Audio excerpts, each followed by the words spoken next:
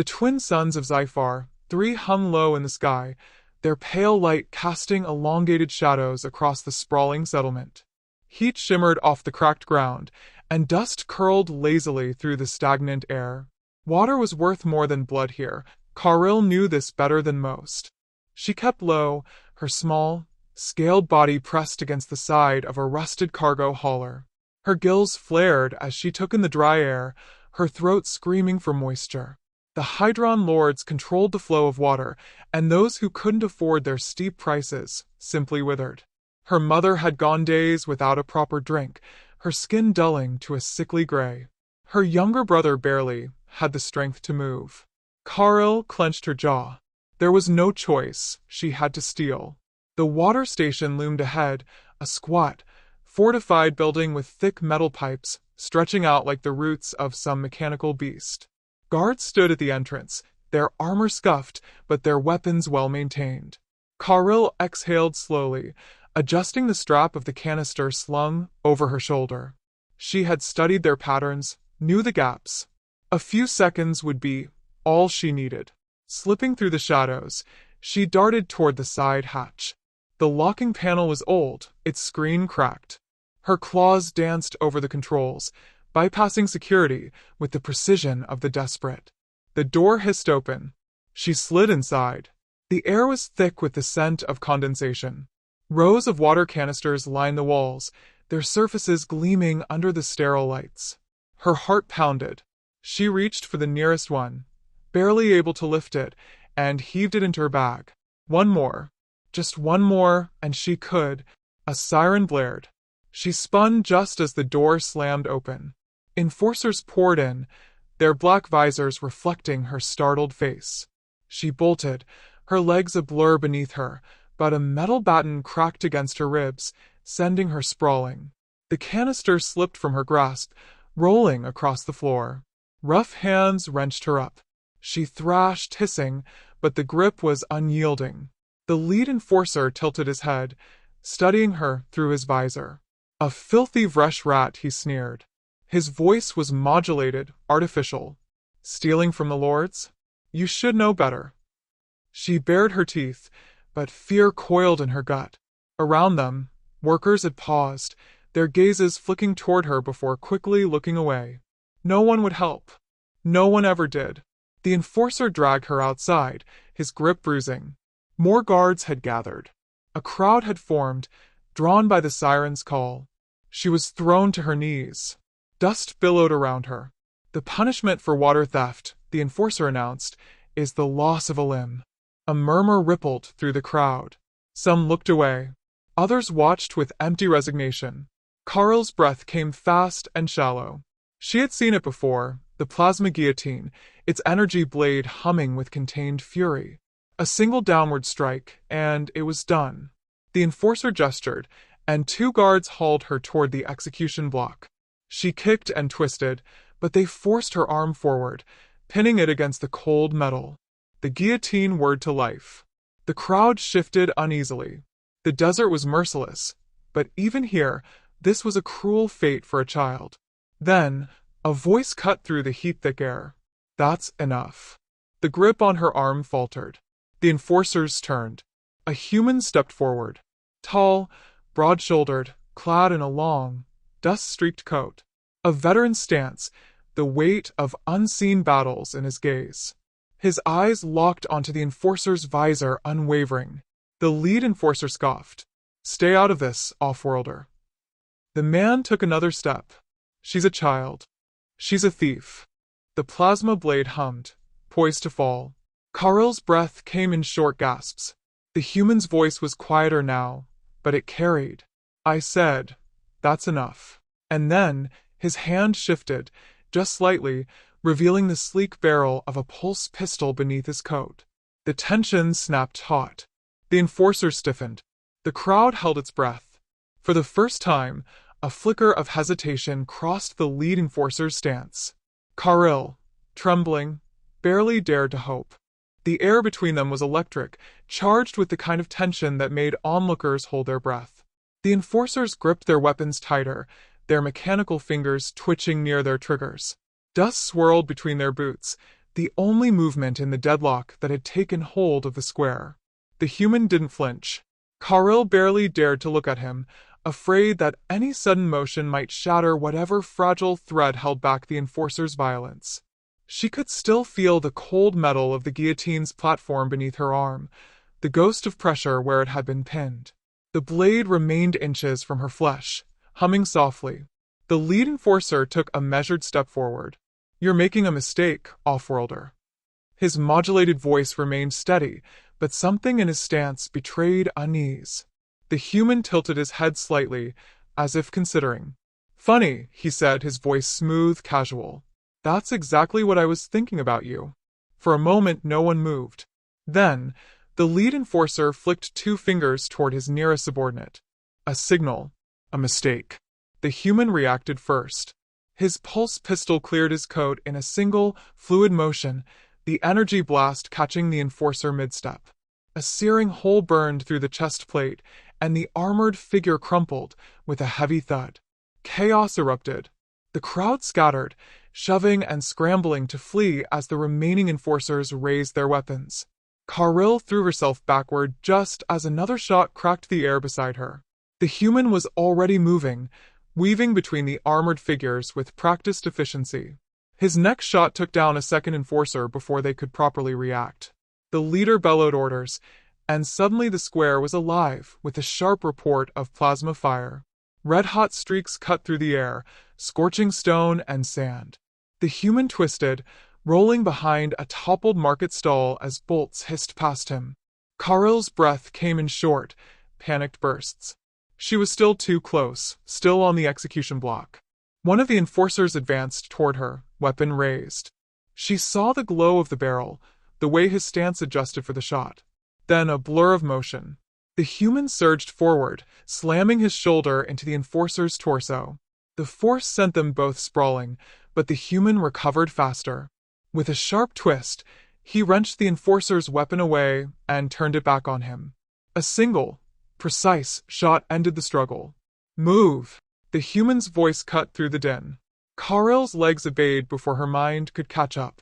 She scrambled to her feet, bolting after him as he wove through the alleys branching off from the square. Behind them, shouts of alarm rose over the fading echo of gunfire. They didn't stop running. Past crumbling buildings, through narrow corridors of rusted metal and cracked stone. Karil's lungs burned, her body weak from days without proper nourishment, but she kept pace as best she could. Finally, they reached an abandoned docking bay on the settlement's outskirts. The human slowed, his pistol still in hand, his eyes scanning for threats. Satisfied, he exhaled and turned to her. She shrank back instinctively. He sighed, tucking the pistol away. "You all right?" She didn't answer. Her throat was too dry, her mind too tangled. She was alive. That fact alone was impossible enough to process. The human seemed to realize her state. He reached into his coat, producing a small metal canister, and offered it to her. "Drink." Karil hesitated.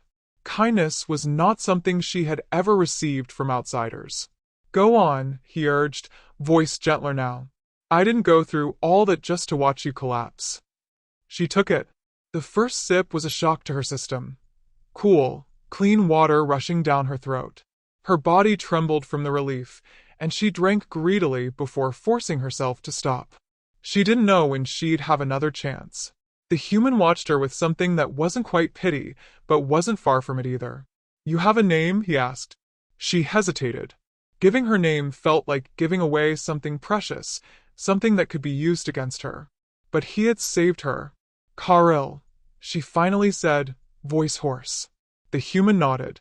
"Elias Rourke." She stared at him, her ridged brow furrowing. "Why?" He raised an eyebrow. "Why what? Why did you help me?" Rourke leaned back against a rusted crate, folding his arms. "Because I don't much like watching kids get their limbs hacked off over a drink of water." His tone was light, but there was an edge beneath it, a weight in his words that suggested deeper reasons. Karil struggled to comprehend it. "Humans don't help my kind." "Most don't," he admitted. "Doesn't mean they shouldn't." A silence stretched between them. The sounds of distant shouting still echoed in the settlement, though none had followed them this far. Karil's claws tightened around the canister. "They'll come for you," she said quietly. Rourke sighed. "Yeah, I figured." He didn't sound afraid. If anything, there was a trace of amusement in his voice, as if this wasn't the first time he'd made enemies of powerful people. "They'll come for me too," Karil added, her voice barely above a whisper. Rourke studied her for a long moment. Then, with a decisive nod, he pushed off the crate. "Then I guess we'd better figure out what comes next." Rourke sighed. "Yeah, I figured." He didn't sound afraid. If anything, there was a trace of amusement in his voice, as if this wasn't the first time he'd made enemies of powerful people. "They'll come for me too," Karil added, her voice barely above a whisper. Rourke studied her for a long moment. Then, with a decisive nod, he pushed off the crate. "Then I guess we'd better figure out what comes next." The night air was cooler, but the tension hanging over them was thick and suffocating. From their vantage point on the outskirts of the settlement, Rourke and Karil could see the fires burning where the riots had begun. Smoke curled against the twin moons, and distant shouts carried on the wind. The Hydron Lords weren't the type to let an uprising die out quietly. This was only the beginning. Rourke adjusted the strap of his rifle, his gaze sweeping the settlement below with the practiced eye of someone who had seen too many battles unfold. He knew what was coming. The enforcers would retaliate hard and fast, crushing the rebellion before it could take root. He could turn and leave now, slip into the desert, board a ship, and disappear into the void before the real fighting started. But that wasn't who he was. Karil sat beside him, silent, her arms wrapped around her knees. She had barely spoken since they escaped, but she had stayed close, watching him with careful, uncertain eyes. He knew that look. He had seen it on war orphans, on refugees, on the broken and abandoned who had learned the universe rarely spared mercy for the weak. She was waiting for him to leave. Waiting for this to be just another moment where hope flickered and then died. He exhaled slowly. "You got anyone left?" She hesitated, her claws digging into the fabric of her tattered clothes. "My mother. My brother. If they're still alive." Rourke nodded. "Then we need to find them." Karil's gaze snapped to him, sharp and searching. "You're staying?" "Looks that way." He smirked, but there was no humor in it. "I have a bad habit of picking fights with the wrong people." She didn't reply, but something in her posture shifted, a tension unwinding just slightly. Below them, the settlement trembled under the weight of its own upheaval. Enforcer patrols moved in formation, their glowing visors cutting through the darkness. The Hydron Lords were losing control. They wouldn't tolerate that for long. Rourke checked the charge on his rifle. He had enough ammunition for a good fight, but not enough for a war. If they wanted to survive what was coming, they needed more than just luck. "You know the city better than I do," he said, glancing at Karil. "Where would they be?" She bit her lip, thinking. If they were taken, they'd be in the containment sector. The Lords keep prisoners there before deciding what to do with them. Rourke didn't ask what that meant. He could guess. "All right," he said, slinging the rifle over his shoulder. "Then that's where we go." Karil hesitated again. "Even if we get to them, what then? We run? Hide? They'll never stop hunting us." Rourke turned to her fully. "Then we don't run." She blinked. "What? You said it yourself. They won't stop." He nodded toward the burning city. "This fight's already started. We make sure it ends the right way." Karil stared at him, and for the first time, the flicker of something dangerous sparked in her eyes. Hope. Not the fragile, fleeting kind that crumbled under reality, but something deeper. Something sharper. She swallowed hard. "Then we need more than just us." Rourke grinned. "Now you're thinking like a fighter." They moved quickly, slipping through the back alleys and ruined buildings that lined the settlement's outer rim. The rebellion had started without them, but it needed direction. Rourke had seen uprisings before. He knew how easily they could burn out without leadership, without strategy. The Hydron Lords had ruled through fear for years. That fear had to be broken. Word of the human who had defied the enforcers had already spread. As they moved, eyes turned toward them, tired, hollow gazes that held more uncertainty than belief. But belief could be built. They found a gathering of rebels in a collapsed market district, aliens of different species, all armed with whatever they could scavenge. Some had old rifles, others carried nothing but rusted pipes and jagged blades. They looked at Rourke with suspicion, but when Carl stepped forward, their expressions shifted. They knew her kind.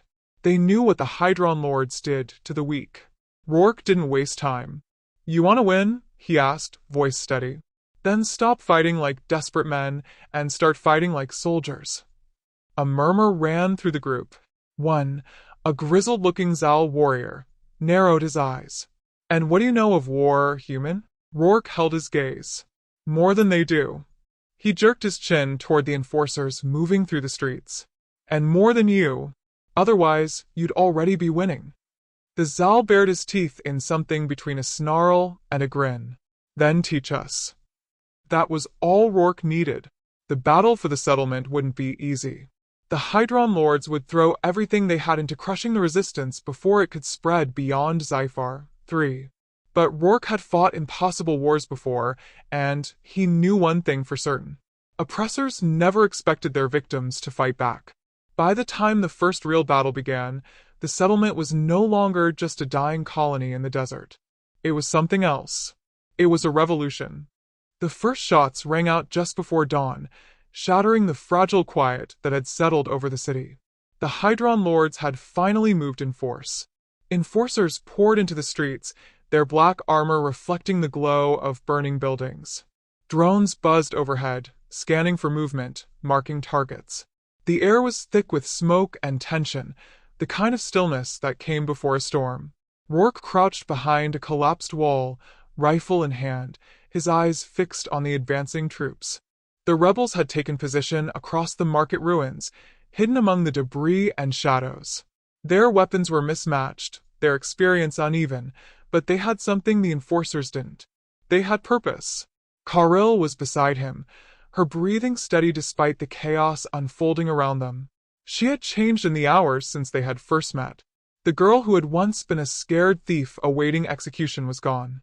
In her place was someone sharper, someone who understood that survival wasn't enough anymore.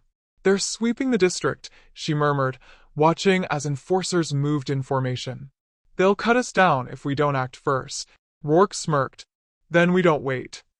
He signaled to the others.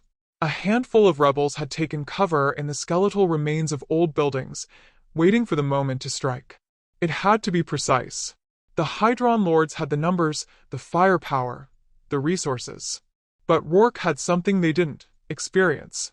The enforcers moved in perfect rhythm, their steps heavy against the scorched ground.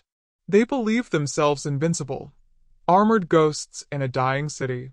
That arrogance would be their undoing. Rourke exhaled, bracing himself. Then, with a single pull of the trigger, the silence was broken. His shot took the lead enforcer in the chest, the impact sending the armored figure crashing backward. A moment of stunned hesitation rippled through the enemy ranks. Then, chaos. The rebels erupted from their hiding places, weapons blazing. Plasma bolts streaked through the air, striking metal, stone, flesh. The Hydron Lords were disciplined, but they hadn't expected a coordinated attack. They faltered, if only for a second. A second was all Rourke needed. He moved quickly, picking off enforcers with careful precision, each shot calculated, each movement deliberate.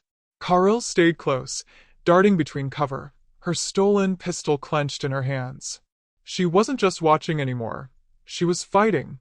The battle surged through the market ruins, the ground littered with smoke and bodies. The enforcers tried to regroup, but the rebels pressed harder, refusing to give them the space to recover. Then, the real retaliation came. The sky darkened as a Hydron Lord warship descended, its engines kicking up a storm of dust and debris. The air trembled with the sound of heavy artillery coming online. This wasn't just suppression anymore. This was annihilation. Rourke cursed under his breath. He had expected a fight, but he hadn't expected them to escalate so quickly. "They're going to level the district," Caril shouted over the roar of the approaching ship. Rourke gritted his teeth. Not if we take them out first. He scanned the battlefield, mind working fast. The ship's weapons were charging, its cannons glowing with the first traces of energy buildup. They had minutes, maybe less, before the entire market was turned to ash. We need to get inside that thing, he said, glancing at Karel. Can you get me an entry point? She hesitated, then nodded. There's a maintenance shaft under the loading bay. If we can reach it, then we can end this. They didn't have time to think. They ran. Blaster fire rained down around them as they weaved through the ruins, pushing toward the ship. Rebels held the enforcers at bay, buying them precious seconds. The air was thick with the scent of scorched metal and burning ozone. They reached the maintenance shaft just as the warship's cannons roared to life. The ground behind them exploded in a blinding burst of fire and shrapnel. Rourke grabbed Karel's arm, pulling her forward as they dove into the passage. Inside, the ship hummed with the quiet thrum of power. The walls were sleek, metallic, sterile. It reeked of control, of precision. They moved quickly, avoiding patrols, slipping through the tight corridors toward the command deck. Every second mattered. The bridge was just ahead. Rourke pressed against the wall, listening to the movement inside. Voices. Commands being given. The Hydron Lords still believed they were in control. He smirked. That was about to change. With a sharp nod to Karel, he moved. The doors burst open, and in the span of a breath, the fight was over. Rourke's rifle did its work, and Karel's blade found the throat of the last remaining officer. Silence. Rourke stepped over the fallen, his gaze settling on the command console. The ship's weapons were still primed, ready to fire. But now they were in his hands. He glanced at Karel. She was breathing hard, but her eyes were steady. You sure about this? She asked. Rourke smiled grimly. Never been more sure of anything. He turned to the controls. The Hydron Lords had built their empire on fear, on control. That ended today. With a single command, the warship's weapons turned, not on the rebels, but on the enforcers still fighting in the streets below. And with a final press of a button, the revolution truly began. The warship's cannons thundered to life, the first barrages tearing through the enforcers below like a scythe through dry grass. The battlefield that had once been a desperate clash of rebels against their oppressors shifted in an instant. The hunted had turned the predator's own fangs against them. Rourke didn't move from the command console, his fingers flying over the controls. He rerouted targeting parameters, locking onto every enforcer stronghold within the settlement. The ship's automated systems responded without hesitation, its cold logic unaware that it was now dismantling the very regime it had been built to serve. Karel stood at his side, her breath coming fast. The dim glow of the control panels cast sharp shadows across her face, but her eyes burned bright. She had lived in the darkness of oppression for so long that the sudden rush of power felt unreal. Outside, chaos erupted. The enforcers, caught between the rebels and the relentless assault from above, scattered like insects exposed to the sun. Some tried to regroup, but there was no refuge. The Hydron Lords had never prepared for a scenario where they were the ones on the defensive. A transmission alert flickered on the main screen. A direct hail from the Hydron Lord command. Rourke smirked, stepping back and motioning for Karel to take the seat before the terminal. You answer it. She hesitated. They need to see who's taking their empire apart, he said, voice steady. Karel swallowed hard, then pressed the command to open the channel. The screen flickered, and a towering figure appeared, clad in regal battle armor that gleamed with authority. The Lord's expression was twisted with rage, the sharp ridges of his alien face contorted in disbelief. This is Lord Varric, he growled, his deep voice vibrating through the ship's speakers. Who dares? You know who I am, Karel interrupted, her voice stronger than she expected. You've had my people under your boot for years. But today, we are not afraid. Lord Varric sneered. You think one stolen warship changes anything? The Lords rule because we crush those who rise against us. His expression darkened, a cold smile forming. And you are no exception. Rourke leaned down toward the microphone, his voice dripping with amusement. You might want to look outside before making promises you can't keep. For a long moment, the Lord said nothing. Then his gaze shifted slightly, likely checking his own battlefield reports. The rage in his expression wavered. The rebels weren't just surviving anymore. They were winning. Karel saw it too, the first spark of doubt in the tyrant's eyes. The realization that control was slipping through his fingers. That fear alone would no longer be enough to hold the city in chains. She straightened in her seat. "Your rule is over," she said, voice unwavering. "Surrender or be destroyed." Lord Varric snarled, but there was no longer certainty in his rage. Just the simmering, seething fury of a man who had never imagined losing. The transmission cut abruptly, leaving only the quiet hum of the ship's systems. Rourke exhaled, stepping back. That went well. Karel turned to face him, searching his expression. "They won't surrender." "No," he agreed. "But they're scared now." The battle outside raged on, but the tide had turned. Rebel forces, emboldened by the sudden shift in power, pressed forward with renewed determination. The enforcers who didn't flee fought with desperation, their formations crumbling. Karel clenched her fists. "We can end them here." Rourke watched her carefully. "We can," he said. "But we have to make sure what comes after isn't just another kind of tyranny." She met his gaze, something wary flickering in her expression. "You think I want to become like them?" "I think vengeance is easy," he said. "Building something better? That's the real fight." Silence stretched between them. Outside, the Hydron Lord's empire burned. But the question remained, what would rise from the ashes? Karel turned back to the controls, her jaw set. "Then we make sure it's something worth fighting for." Rourke grinned, stepping beside her. "Now that's a revolution I can get behind." The echoes of battle had begun to fade, but the weight of what they had done still hung thick in the air. Smoke curled into the sky in thick plumes, the last remnants of the Hydron Lord's grip on the settlement burning away under the rising sun. The warship's cannons had fallen silent, their work complete. The city below was no longer a battlefield. It was something else entirely. A turning point, a reckoning.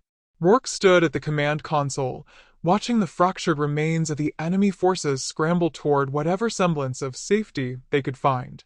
Some enforcers had dropped their weapons and fled into the wilderness beyond the settlement, knowing they would find no mercy here. Others knelt in surrender, their armor battered, their will to fight shattered. For the first time in years, the Hydron Lords were not the ones dictating the terms. Karel watched from the viewport, her fingers curled tightly against the edges of the console. Her body was still, but Rourke could see the conflict raging inside her. This was the moment she had dreamed of, the moment her people had fought and bled for. But now that victory was within reach, there was no satisfaction in it. No relief. "Rebels have control of the main district," she murmured, eyes flicking over the tactical display. "The Lord's officers are either dead or in hiding." Rourke nodded. "Then it's over."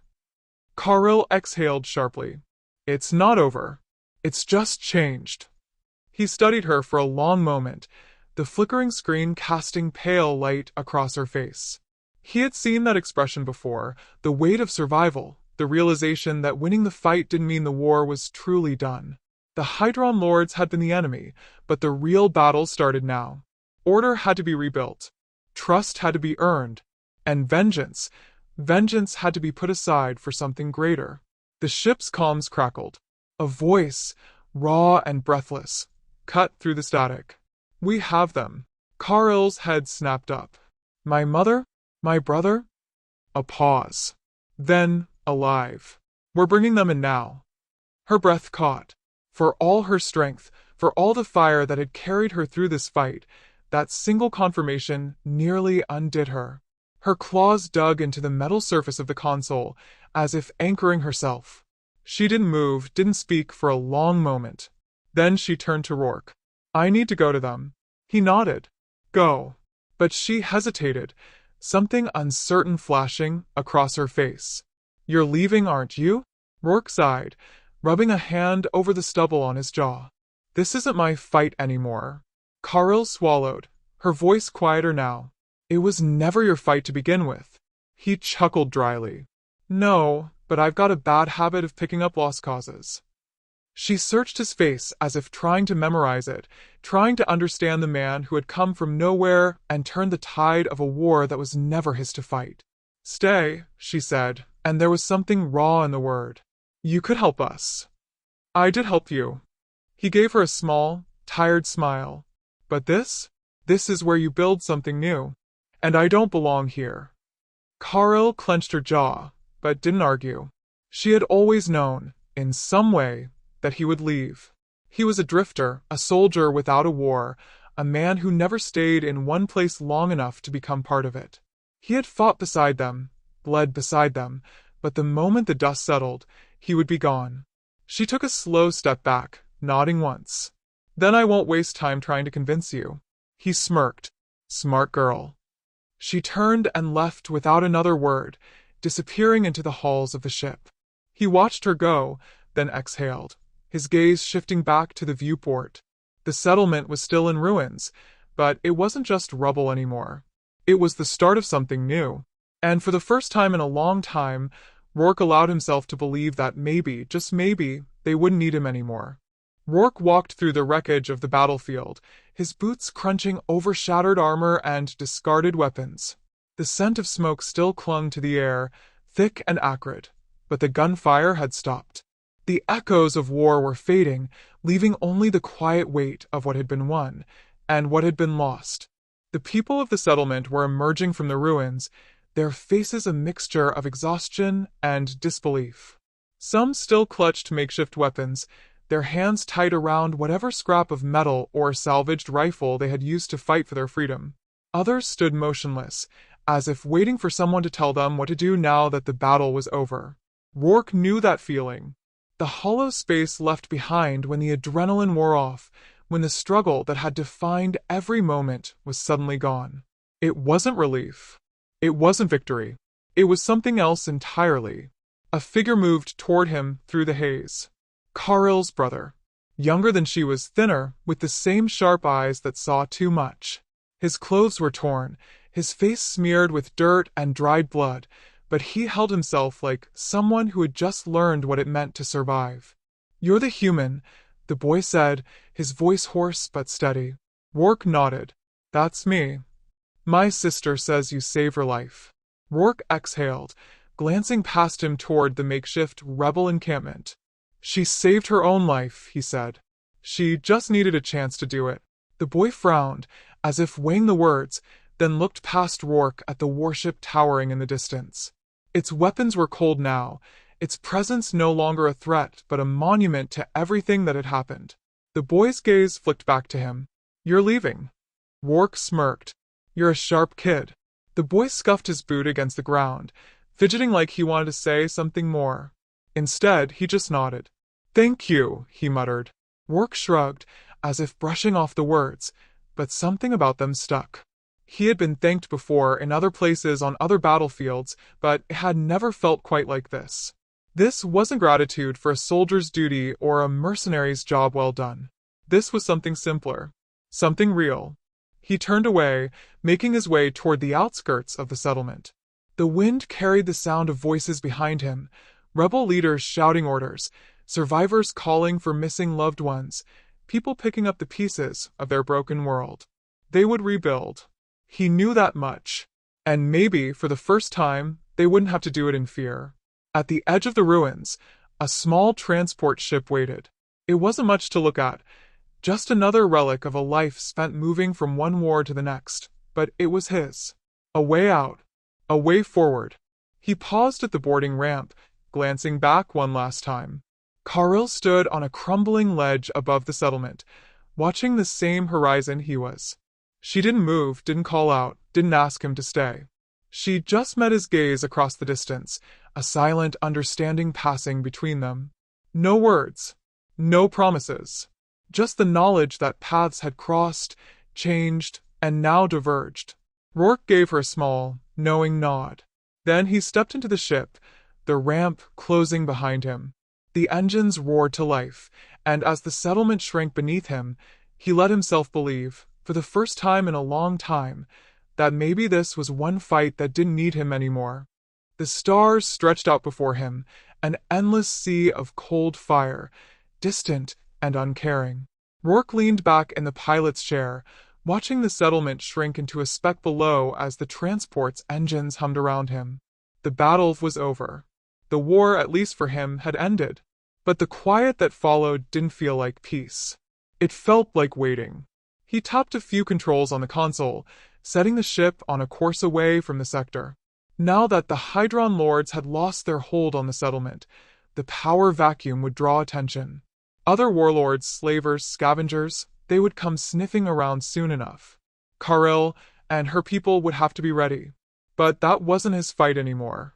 He exhaled slowly, running a hand through his hair.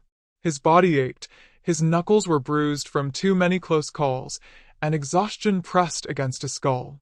He had spent years moving from war zone to war zone, never staying, never settling, never wanting to.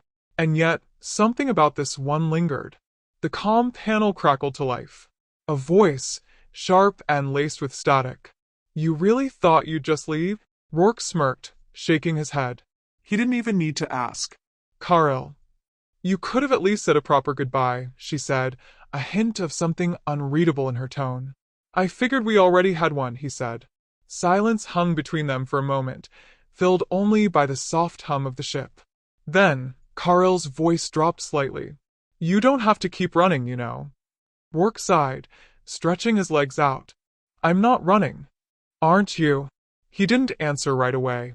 Maybe because part of him didn't know. Maybe because part of him did. Karil exhaled on the other end, her voice steadier now. "You gave us a chance to fight back. But this isn't just about one battle, Rourke. If we're going to keep what we've won, we'll need more than just hope." He drummed his fingers against the console. "You'll figure it out. You could help us figure it out." He closed his eyes for a moment. He had expected her to try once, maybe even twice, but there was something different about the way she said it now.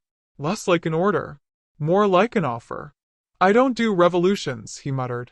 "Funny," Karil said. "You just started one." Rourke chuckled under his breath, shaking his head. She wasn't wrong. And that was the problem. He looked at the NAV screen. The ship was already past the planet's atmosphere, drifting into the quiet void between stars. He could keep going. Slip away like he always did. Find another job, another fight, another place to disappear into. Or, his fingers hovered over the controls. Or he could turn back. Karil didn't press him for an answer. She just let the silence sit, waiting, letting him decide for himself. Rourke exhaled, staring out at the stars. And, for the first time in a long time, he hesitated. The ship shuddered as it broke through the atmosphere, the stars outside stretching into long, jagged lines. Rourke's hand hovered over the controls, his mind caught between the familiar pull of solitude and the uncertain promise of something more. The hum of the engines seemed to echo his inner turmoil, as if the very ship were unsure of which direction to take. He glanced at the comm panel. Karil hadn't said anything else. But he knew she was still out there, waiting for him to make a decision. A decision he had been avoiding his entire life. For years, Rourke had wandered through the chaos of war, a ghost in the storm. He had fought for causes that weren't his, helped people he never knew, and left every place behind when the fighting stopped. He was a soldier without a cause, a wanderer without a home. But now there was something different in the air. Karil had given him a taste of something he hadn't realized he was missing. Purpose. But purpose came with a price. He had fought beside her, bled beside her. She was no longer just another soldier to him. She was a symbol of everything he had never allowed himself to want. Hope. Unity. A cause worth fighting for. But that was a dangerous thing. Hope could be shattered just as easily as it was built. And the longer he stayed, the more he risked watching it burn. His fingers tapped out an erratic rhythm against the armrest. He should leave. The idea felt comfortable, safe. He knew the roads of escape too well. The cold silence of drifting between the stars. The certainty that nothing would ever need him again. But Karil had changed something. He turned his gaze back to the star-streaked window, watching as the void of space seemed to swallow the remnants of the settlement behind him. He had given her people a chance, yes, but now that chance had to be shaped into something real. Something lasting. The weight of his decision settled in his chest. He could go back. He could become part of their revolution, help them build something worth fighting for. Or he could keep running, keep pretending that he didn't care about anything other than the next job, the next conflict, the next place to disappear.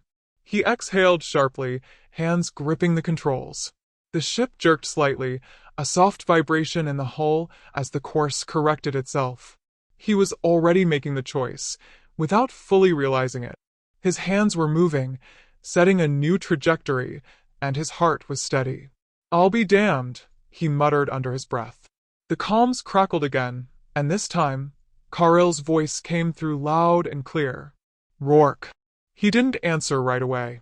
The words weren't necessary anymore. She already knew what he was going to say. "We're still here," she said softly, but there was something more in her tone now, something hopeful, like she was already starting to believe he might come back. Rourke smiled, his fingers moving over the ship's interface, changing course once again. This time he wasn't running. "I'm on my way," he said. And for the first time in a long time he allowed himself to believe it. That maybe, just maybe, he wasn't alone anymore. That this time, the fight was worth it. The ship's engines hummed a steady rhythm, filling the silence that hung in the cockpit. Outside, the black expanse of space stretched endlessly, an indifferent canvas for the choices that had brought him here. Rourke sat alone at the helm, his gaze fixed on the distant horizon of stars, knowing exactly where he was headed now. There was no turning back. No more running. This was the decision he had avoided for years, the one that would either define him or break him. As the ship cut through the darkness, Rourke felt a strange sense of calm. He had made his choice. But there was still a lingering question at the back of his mind, one that had always kept him moving. Could he truly change the course of a revolution? Could he, a man with no roots and no cause, become part of something greater than himself? The thought of it made his chest tighten, but he had no answers. Not yet. All he knew was that he wasn't alone anymore. He wasn't just fighting for survival or running from the past. He was fighting for something that had a future. As the minutes turned to hours, the small ship glided closer to the planet. The settlement, once a battleground, now appeared on the horizon, a flicker of light amidst the ruins. Rourke could already see the signs of life below, tiny figures moving, rebuilding. There was a sense of movement now, of momentum. It was no longer a place of despair, but one of possibility. His fingers tapped absently against the armrest, his mind drifting to Karil. She had been right after all. This wasn't just about one battle. This was about everything that came after. The fight for survival was over, but the fight to build something worth holding on to was just beginning. The comms crackled again, this time with an unfamiliar frequency. He toggled the controls and waited as the connection cleared. "Rourke," Karil's voice came through, clear and steady. "We've set up a command center just outside the main district. The leaders are gathering, but there's still a lot of work ahead." "I'm on my way," he replied, his voice more certain now. "Good," she said. There was a pause then, softer. "I'm glad you're coming back." Rourke didn't reply immediately, not because he didn't have words, but because the simplicity of her statement hit harder than he expected. He had spent so much of his life alone, cutting ties with people, places, and causes, that the idea of belonging to something, anything, felt like a distant dream. But now, with Karil's words ringing in his ears, he allowed himself to imagine it, a future where he wasn't just a soldier drifting from one fight to the next. The ship descended, the landing gear clicking into place as the atmosphere thickened around him.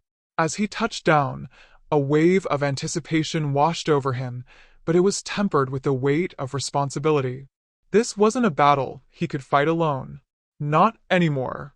Stepping out of the cockpit, Rourke made his way toward the main doors of the settlement. The scene before him was both chaotic and hopeful. Rebel forces were rebuilding what they had fought to protect, their faces determined but weary. The buildings, once scorched by the fires of war, were being reconstructed piece by piece. There was a sense of purpose in the air that had not existed before. Karil was waiting for him at the center of it all, standing tall among the crowd, her presence commanding but not domineering. She saw him approach, her eyes softening just for a moment before she masked it with her usual steely determination. "You're here," she said simply. Rourke nodded, his throat tight. He didn't need to say anything more. The past few days had been enough. "We need all the help we can get," Karil continued, her voice firm but tempered with the understanding that this wasn't just a war for territory, it was a war for hearts and minds. The Hydron Lords left behind more than just destruction. They left a system of control, of fear. It'll take time to undo all of it. Rourke glanced around. The people here weren't just survivors. They were now the architects of their own fate. Their eyes met his with a kind of hope he hadn't seen in years. They were building something real. And he was part of it. "I'm not much for speeches," Rourke said, a half-smile tugging at his lips, "but I'm good with tools and tactics. And if you need someone who knows how to find weaknesses in a system, I'm your man." Karil raised an eyebrow, but didn't respond with the usual sharp retort. Instead, she gave a slight nod, as if finally accepting that he wasn't just another mercenary, but an ally. "Good," she said. "Let's get to work." And for the first time in what felt like an eternity, Rourke felt a spark of hope ignite within him. It wasn't just the end of a battle, it was the beginning of something greater. The fight for freedom was far from over, but now it was a fight he was willing to take on. The days ahead would be difficult. There would be challenges, setbacks, and losses. But Rourke knew one thing for certain. He wasn't walking away from this. Not now. Not ever. The wind was sharper than Rourke expected when he stepped out of the settlement's command center. The cold of the evening wrapped around him like a cloak, but he didn't mind. He was used to harsh environments, and this one, though raw, had a pulse. The settlement wasn't just rebuilding its structures, it was rebuilding its spirit. There was something alive here now, something more than just the fight for survival. The sun had set, and the once glaring horizon was now softened with the shadows of night. The streets, bustling with the hum of activity, were illuminated by makeshift lights that cast long, flickering shadows against the crumbled walls. People worked late into the night, their hands steady despite the weariness in their faces. There was a buzz in the air, a buzz Rourke hadn't felt in a long time. A sense of progress. Karil emerged from the crowd, her silhouette sharp against the soft glow of the lights. She was the same as always, composed, focused, but now with an added layer of something new. Trust. She had trusted him when he first arrived, despite his reluctance to fully commit. And now, after everything they had been through together, that trust had forged something deeper between them. "We're making progress," she said without preamble, her voice steady. There was no hesitation, only certainty. Rourke gave her a nod, surveying the scene. He had seen settlements rebuilt before, but not like this. This wasn't just about survival. It was about creating something that would last. "Looks like you've got a good team." "They're not just a team," Karil replied, her eyes scanning the streets. "They're a family now." He followed her gaze. The people weren't just rebuilding, they were forging bonds, repairing what had been broken not just in their homes, but in their hearts. The unity was palpable. The Hydron Lords had taken much from them, but they had not taken their will. Rourke felt a pang in his chest. For the first time in years, he could feel the tug of belonging. Not the hollow kind he had known before, where he moved from place to place, fighting for causes that never mattered, but the kind that rooted you to a place, a purpose. The kind that could make you stay. "I'm glad I came back," he said quietly, more to himself than to her. Karil turned, her face unreadable. She seemed to study him for a long moment, as if weighing the weight of his words, before finally speaking. "You're not just here because you have nothing else. You're here because you believe in this." It wasn't a question, but the way she said it made it feel like one.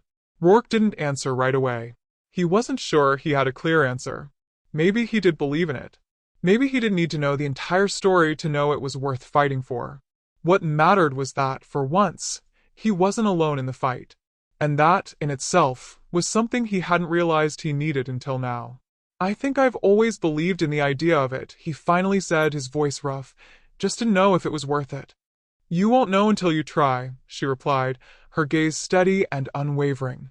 There was a long silence between them, one filled with unspoken understanding. Neither of them needed to say what was in the air.